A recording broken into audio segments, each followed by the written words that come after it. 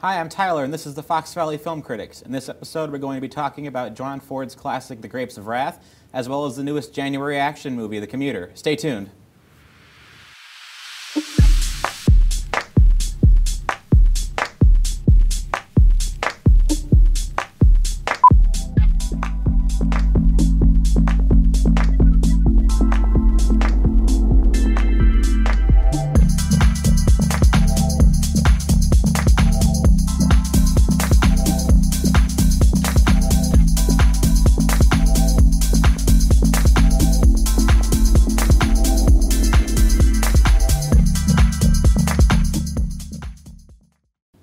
Hello and welcome to the show, brought to you by Groupthink Productions and FVTV.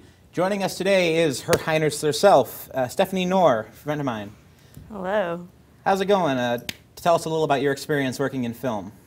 Well, I just graduated Tulane's Digital Media Production Department, and I've grown up through the art department. I recently was an art director last summer on a feature length. I don't know when it comes out. Yeah, we did a television pilot 2 or 3 years ago now.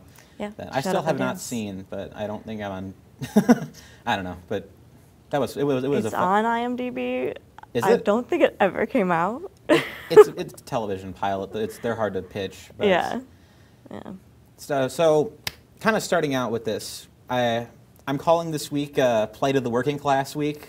There you go. There's a lot of that in both of the movies we're going to be discussing. And starting out, we have Grapes of Wrath, which I have not read the book of, but it's one of those books it's on the banned books list apparently because it's supposedly controversial.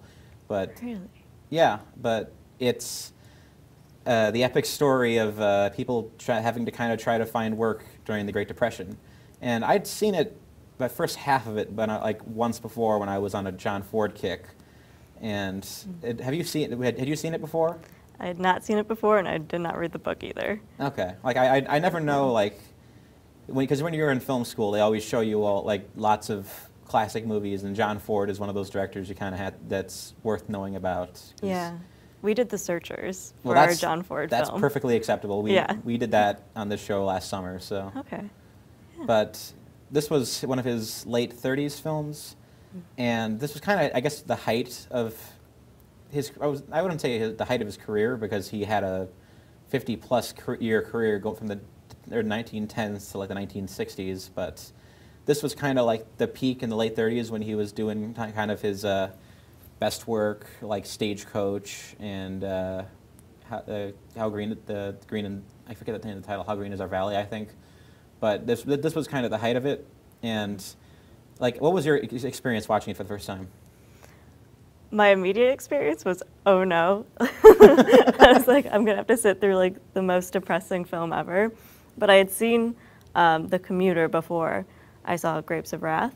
And so your mind just immediately starts like connecting things.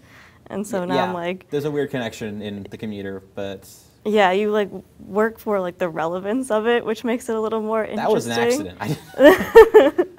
Yeah. So I kind of like, I sat through it, and then going through the art department, it was interesting to see like how bare bones this film was, and the painting of the setting and the studios versus like, you could tell, you know, the difference between studio shoots and on location. It was just an interesting movie to sit through and like understand. I did a lot of Googling for it, you know, to try to like amp myself up. Yeah. You were mentioning you're noticing the difference between the sets and the locations. I didn't necessarily notice that when I was watching it, but.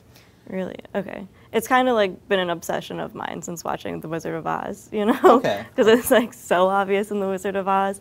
I can kind of tell when they can, like, the difference between like sound stages and location shooting. But if I'm into the movie, I don't often notice. But I kind of got into this, so it didn't strike me immediately which shots were kind of which. But yeah, I was not expecting it from John Ford either. Having seen The Searchers, I did not notice any studio shots in there, but this one I noticed like the painting.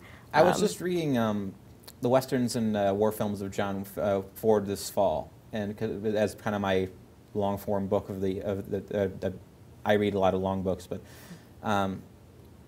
and one of the things that they bring up is that there are times when he does do these like huge shots where, like in The Searchers, because that's a film that's really famous for being on location in Monument Valley, and they would go out and have these epic shoots and everything looks beautiful and colored. But then immediately, like the next film he did was The Man Who Shot Liberty Valance, and that film was obsessively done in a soundstage, and you can tell because everything is very claustrophobic in the way it's shot, and it's weird because it's in black and white too. So it kind of reverted briefly after The Searchers, but with this film, like my kind of big takeaway was I was thinking a lot about just like the cinematography because have you heard of Greg Toland or the cinematographer on this? He did Citizen Kane, right? Yeah, right he did after Citizen Kane, Long Voyage Home. I think he did Best Years of Our Lives, but he was kind of the up-and-coming cinematographer of the late 30s, and he kind of revolutionized this way of doing extreme deep focus shooting. And there are so many shots in this film where there's just layer after layer of visuals in the shot, and I'm just like, holy cow, that's beautiful. Because you do shooting yourself, and you realize how much of a pain trying to set focus is. But when you see these shots, and it's spectacular. And there's a lot, like, even though there are some parts that are very stagey, and you can tell that it's done on a set, but just the way they shot it was a little more kind of, I was more swept up in that than almost anything else. Right. Yeah. I'm thinking of one of the scenes. I'm hoping to find context eventually for it. That's fine. But it reminded me, I have to keep going back to The Searchers because that's the only other film that I've seen. But it's like of them traveling on a mountain or on a hill, and you can just like see that focus happening and all the layers before it. And I don't know why those scenes get me. It's just so not what do you call it? Like parallels. There's just the lines of like the guy walking on the mountain, and then the line of the land, and then like the lines of the different layers, I suppose. I don't know if I've told this story, or do you want to finish that, or? Oh no, you can go. I didn't want to interrupt. I'm sorry, but there's a great Steven Spielberg story where he talked about as a young man getting the chance to talk to John Ford briefly during the later part of his career, and he was just interning. I forget which studio it was at, but he was just interning at one of the big studios, and he found himself outside of John Ford's office, and he's like, "Do you want to talk to him?" He's like, "Yeah, I want to talk to him," and he got a 2-minute meeting with John Ford, and he goes to the office, and he's like, well, "What advice do you have for someone who's a young filmmaker?" And Ford turns to Spielberg and says, "Look at the painting on the wall next to you. It's a shot for one of my movies. I want you to look at it." And it's just like it's a Western shot. It's a landscape. And he says, "What do you see in that shot?" And he's like, "Desert, a cowboy." And he's like, "No, like, what are you seeing in it? Tell me, explain it. What's happening in the photo?" And he's like, and he couldn't quite put into words what he wanted him to say. And Ford turns to him and says, "Look at the horizon. If you can come back and tell me why the horizon is where it is on that shot, you can one day be a good filmmaker." And then he just sent him out of the room. There you go. Yeah. So John Ford was insanely meticulous about this sort of deal, and you can see that with like almost every shot of the film. Where we just did our review on Paul Thomas Anderson's Phantom Thread earlier, and we talked a lot about like pristine shots, but in this it's a completely different thing where it's shot for realism more than anything else. It's not like lush cinematography, but everything is essentially framed perfectly, which Yeah, and the composition in the frames, it just works. Like, it's simple. It's just the lighting too. Like, it looks like it's lit by candlelight, but it's clear and it's simple. The camera movement is very like still, or like a nice pan. And then there's that zoom in on the wheat when they go to the wheat, not farm, but the farm where they kind of like ship on all the farmers, or I'm trying to remember what scene that is. It's when they get to like the good camp run by the government. I forgot what they called it, the agriculture something. But the sign was like for wheat now. And you have like that zoom in on the wheat, which was, to me, like kind of laughable. Not laughable, but as like a modern viewer to like have it so like wheat, you know? Yeah, like very focused on something so the viewer doesn't miss it, which we don't really have now anymore. But I thought that was interesting. I thought that was more Greg Tollins than John Ford. I was like trying to figure out what was like a directorial choice and then like what the photographer of the director of photography like got to really get his hands on, because it reminded me in Citizen Kane of that like zoom in through the fence. Yeah. If that makes sense. Yeah, I get that. Like, I was just reading an article recently about like 30s filmmaking, and it's kind of different then than now, because now we have auteur theory, so we tend to think of films as singular, but then they kind of had a view of films that they were collaborative efforts, so it would be a lot more communal in the way they would approach it. So like with Casablanca, they had a different director come in and shoot like the flashback scenes. So then it's a little bit different then than it is now, but overall, like, this is fantastic, and it was a great film to kind of start this out with. That's all the time we have for this segment. Join us in the following segment. We'll be discussing the new action movie, The Commuter. Stay tuned.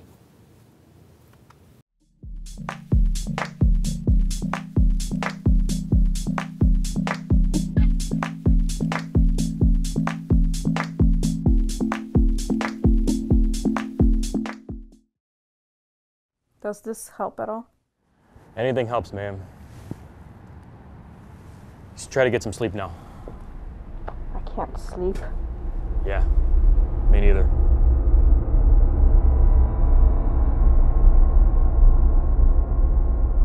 I'm on my way.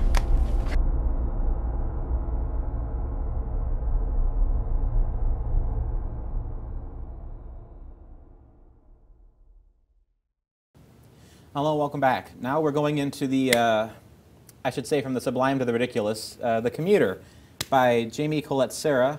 It is the newest Liam Neeson action movie. Thoughts?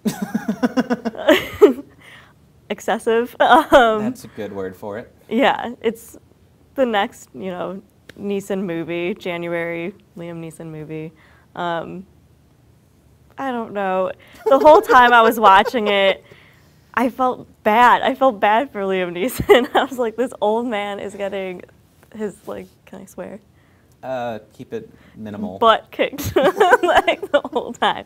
It was just, yeah. I think he aged out. I think he's aged out. There's that great scene where he's like, I'm 60 years old. I got freaked out for a second because it looked like the start of a horror movie with, like, the old man, instead of the start of an action film.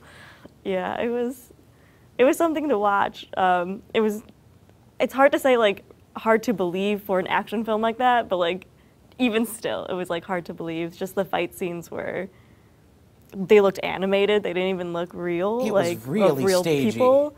Like yeah. We were saying that Grapes of Wrath looked a little stagey, but this is literally just, they had a train car, with a green screen around it. Yeah. It was, okay, I guess I should say that I kind of have a love-hate relationship with the director, Jamie Colette Serra.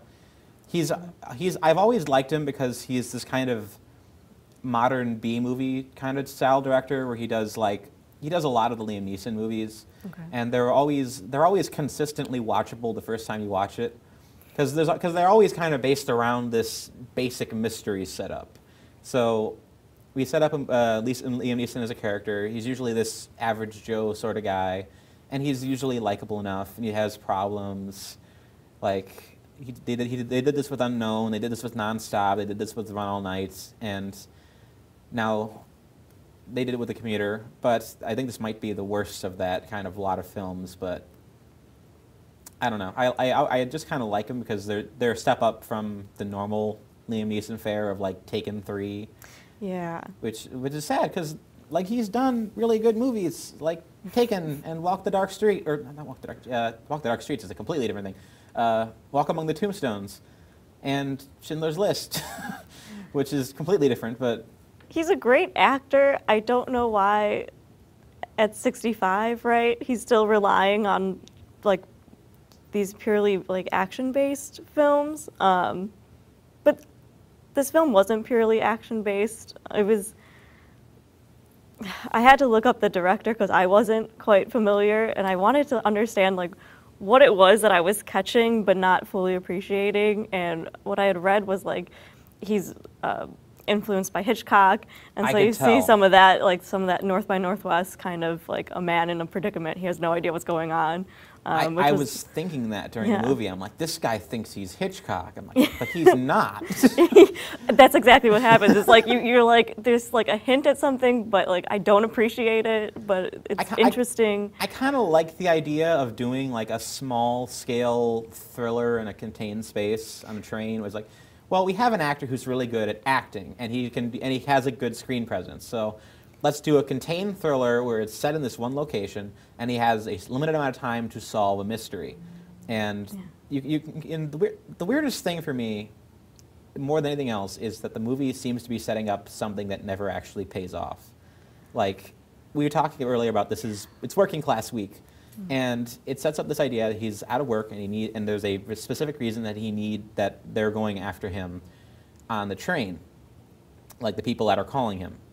And it never pays off.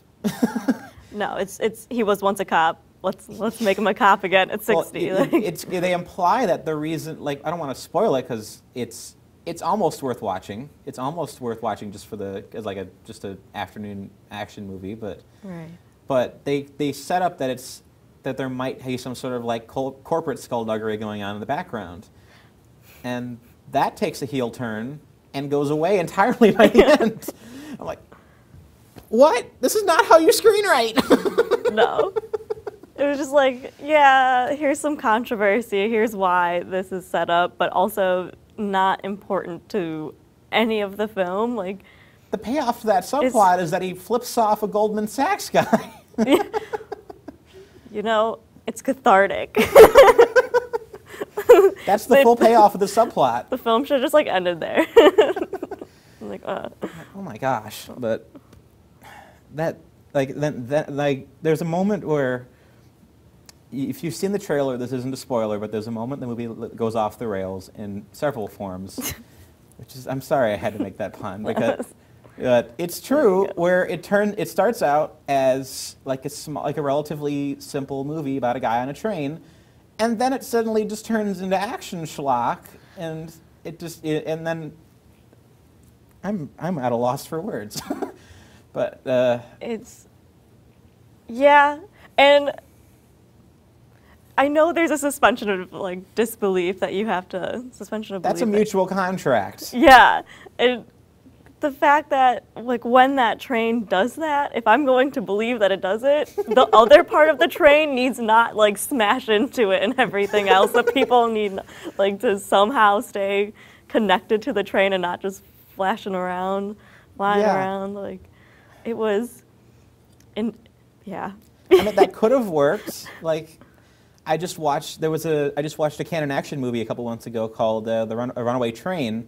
And they have a similar thing to that where they have to disconnect the train so that it'll slow down, and then you don't see the insane train crash like that, right. So it works. Yeah. But with this, it's obviously this is a January action movie. This month is the dumping ground of things that Hollywood knows are not going to sell, alongside Oscar bait. But yeah.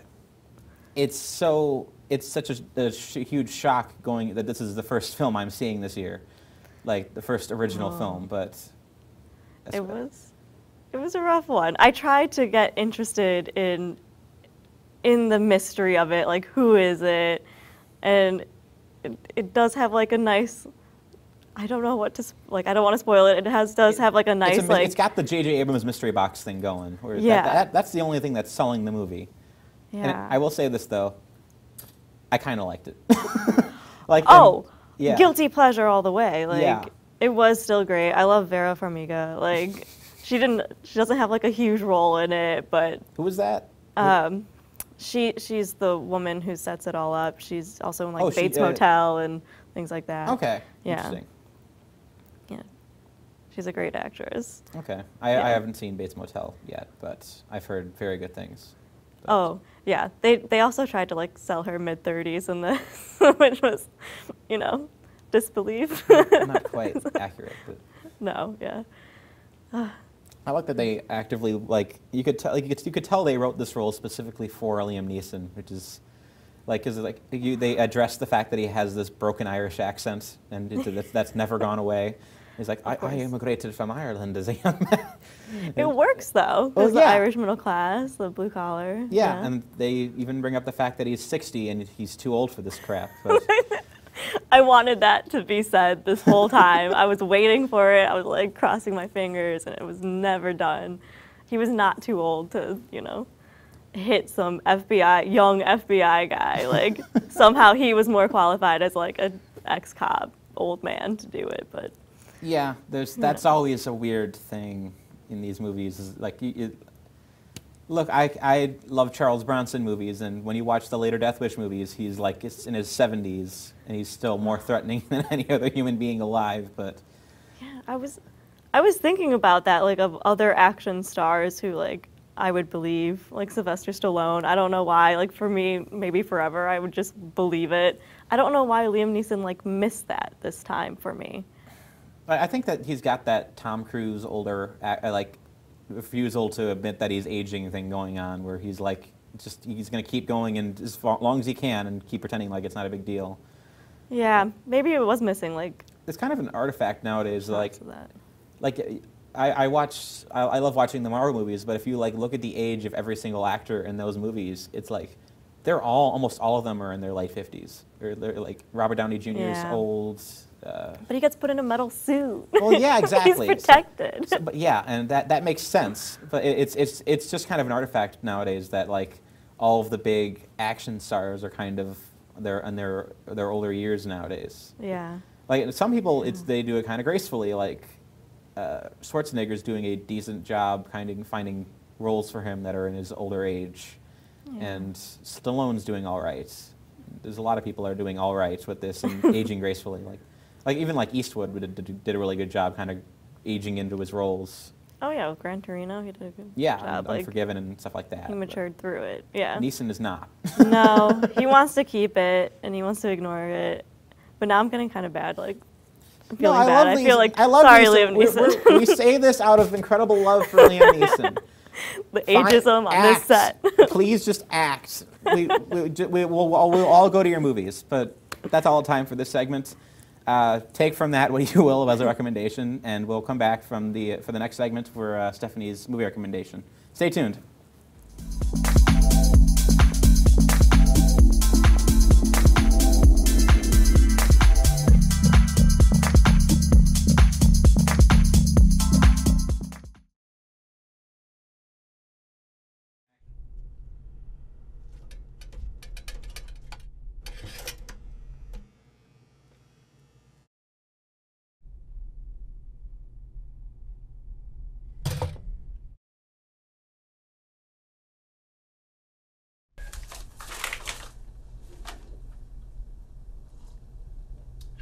Good coffee, huh?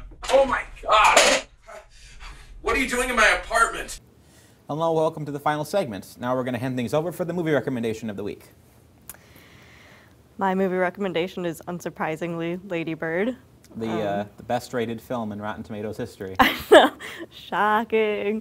I feel I was like trying to figure out what I would say about this film, and I was like, everyone, like maybe every woman would say that this was like the film to watch. It would be their recommendation. I don't know who wouldn't choose it. And I was like, no, but me particularly can say it because of my relationship with my mom. And then I just was like, that's what everyone would say though. That's like what I think that would be the reason why every woman would say that. But I'm hesitant to also say it's like a woman film. It's a coming of age film. Yeah, I think yeah. Men can appreciate it too, obviously. And I think I'm really glad that it broke through that like it's a woman film idea, because it's an honest film. I mean, you have like Stand By Me, you have all these like men and coming of age films that everyone can watch. It's universal. And you don't really have that for women because we needed like heroes in our films to just be like, oh, women can be heroes too, and they need to be exceptional, and they need to be kind of over the top characters, and even like Wonder Woman. I mean, they were great films. I liked them, at least I did, but I was also just kind of like, all right, but do we all have to be Wonder Woman to get a film, to get like access? I guess there really isn't the female equivalent of something like Stand By Me or something like that. But yeah, I see what you mean. Yeah, there is one. I think Christina Ricci is in it. I forget the name now. Not something that's broken through necessarily quite that much, though.